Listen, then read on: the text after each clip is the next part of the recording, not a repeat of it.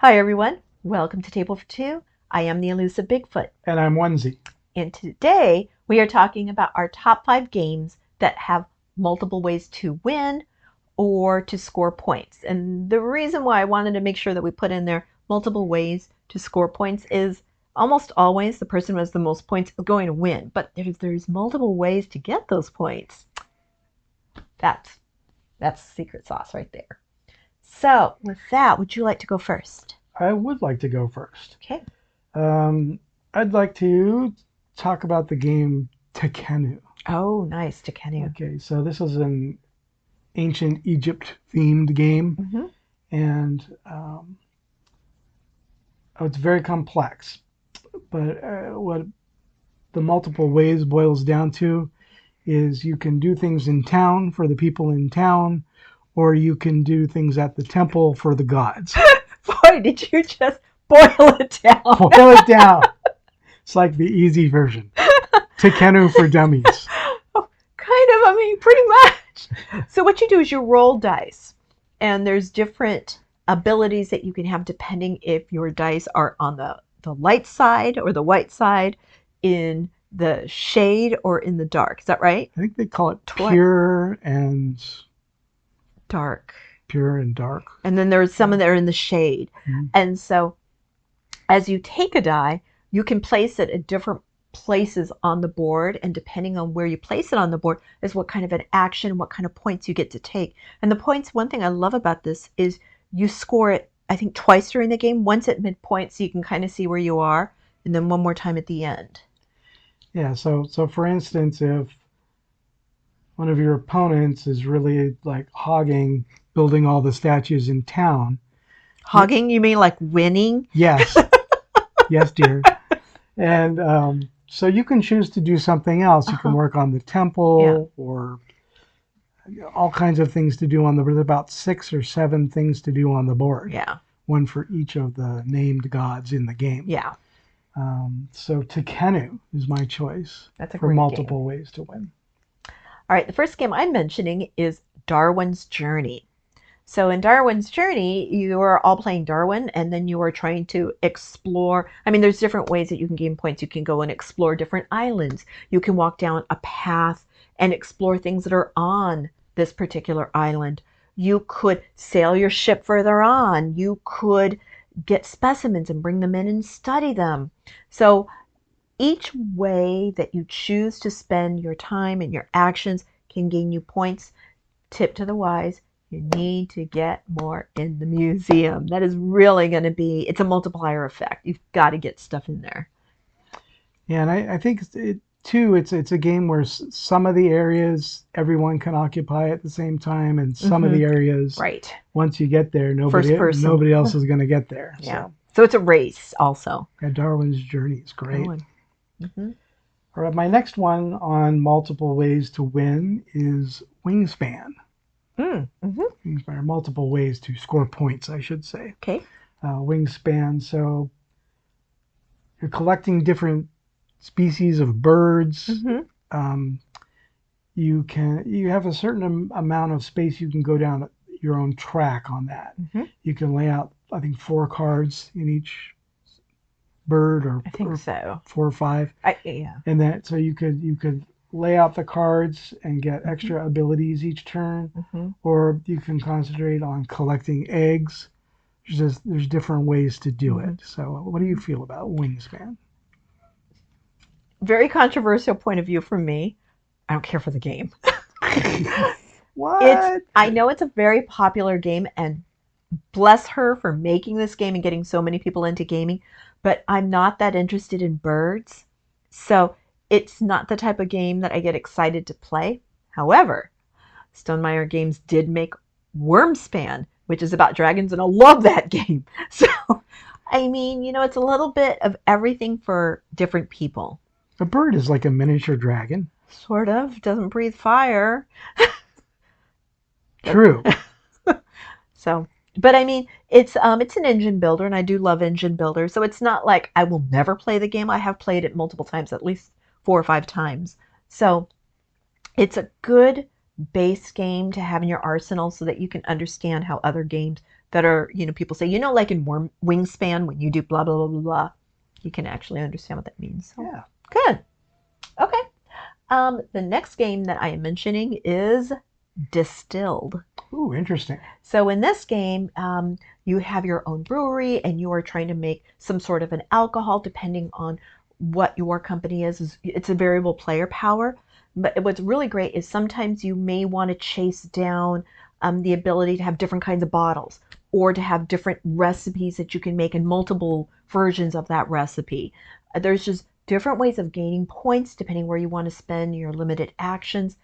And the game is so much fun. I mean, I learned a lot about, Booze. Yeah, like you take the top off because that's where I guess the bad stuff is, and you burn that out. So you throw that away, and then what you have left is really great. You're shuffling your deck, and that one's gone, and you don't even know what you're going to lose. Am I going to lose the special bottle I have been saving that this liquor can only be in, or am I going to lose one of my many types of water that I have in there, and I can lose one of those? I mean, it's a gamble too. So it's multiple ways to score points. You can win with vodka. You could win with scotch. You could win with tequila. Yeah. Right? Yeah. Great. Very fun game. All right. The next one up on my list is Seven Wonders Duel. Oh, love that game. I chose the Duel because that's the one we play the most often, Seven Wonders. For 2 players, it's a wonderful game. All right. So as the name implies, the Seven Wonders game, you're trying to build some of the 7 wonders of the world. And there are just different ways to go about winning the game. There are actually several ways to win. You can have like a cultural victory to like get all the culture that your civilization is more advanced than anybody's. You could build all the wonders first so that you've won by building. You can have a military victory if you feel like just fighting with your opponent. I usually win that way. It's like a tug of war. The military option is a tug of war, and if you can tug your piece all the way to the edge of the track, then you automatically win. You automatically win a military victory. So, 7 Wonders Duel, multiple ways to score and multiple ways to win. Yeah, that is truly a game where there's multiple ways to win because you could, like I said, you could go down the military path. You could choose instead to win by money. Having the most points. You could choose instead to win by having all those different inventions. I mean, there's just it's a great game. All right, my next game makes me laugh. It is First Rat. Oh, First Rat. Yes. So you're a bunch of rats that are in a junkyard and you have this vision. I want to go to the moon because you read it about in one of the comic books you found in the junkyard because the moon has got cheese. So they are trying to build a rocket ship to get them to the moon, and you are moving your rats that you have through this winding path to get to the end, and at different places you can get more resources, or you can get a new ability, or you can get more mice from the nursery and add them as more players, more markers that you can use. So it really does give you different ways to score points. You might get extra points if you were the first person to build the cone or the body, and it's just such a charming game. Yeah, the title sort of implies that the first rat to the moon wins, but that's not how it works. So you might get big points for being the first rat on the moon, but you also get big points for hoarding cheese. Yeah. And you get big points for completing everything in the sewers. Yeah. And building each stage of the rocket. Multiple times, because you can build multiple rockets as well, and you'll get points for each part. Yeah. First Rat is great. Yeah. Hard to find, but great game to play. All right.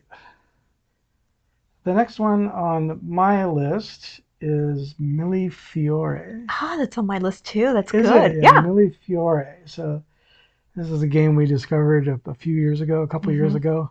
And oh gosh, where do I even start? It's a big board.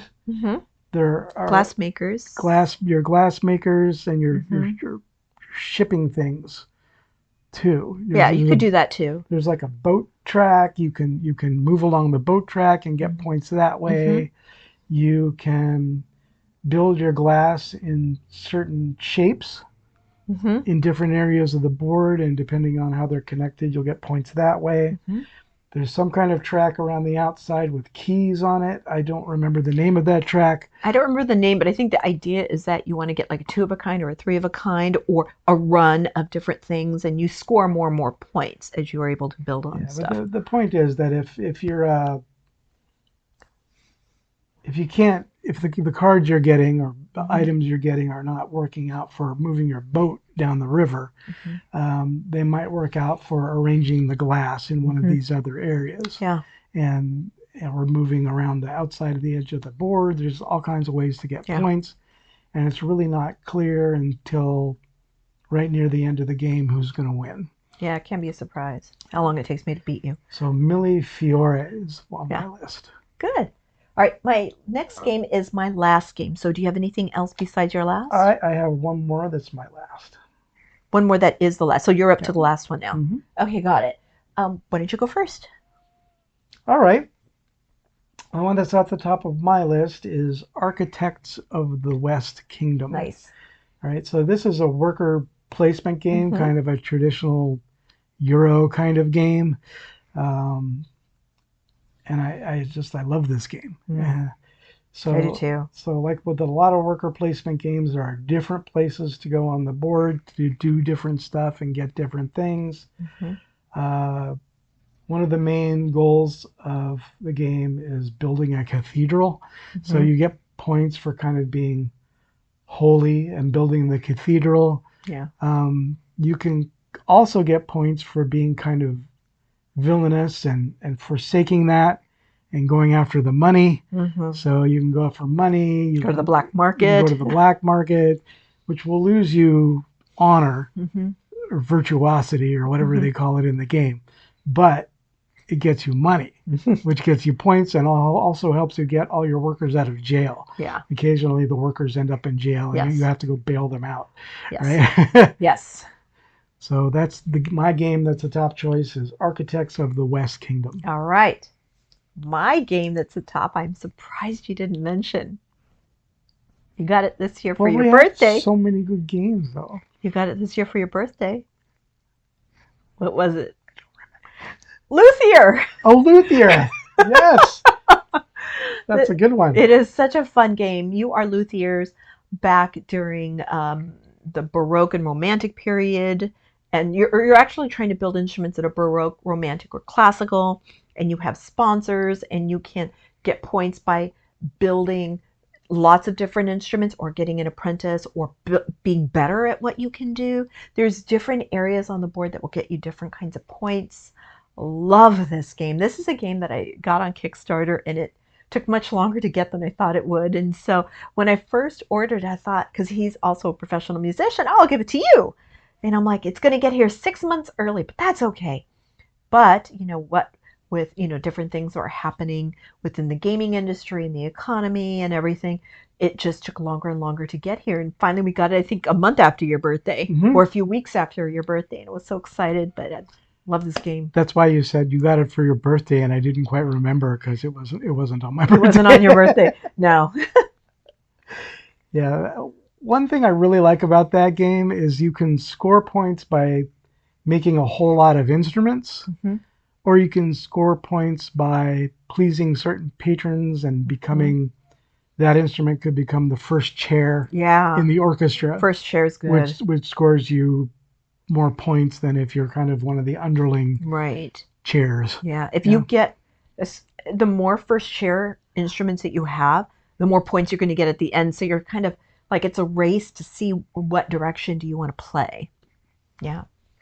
All right. So that's our top 5 games featuring multiple ways to score points or multiple ways to win. We hope you enjoyed it.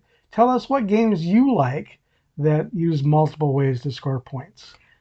And please like and subscribe, especially if this is something that you enjoy. This will make it easier for other people to find us. Okay. All right. Until next time, I'm Onezie. I'm the Elusive Bigfoot. Thanks so much. Bye-bye.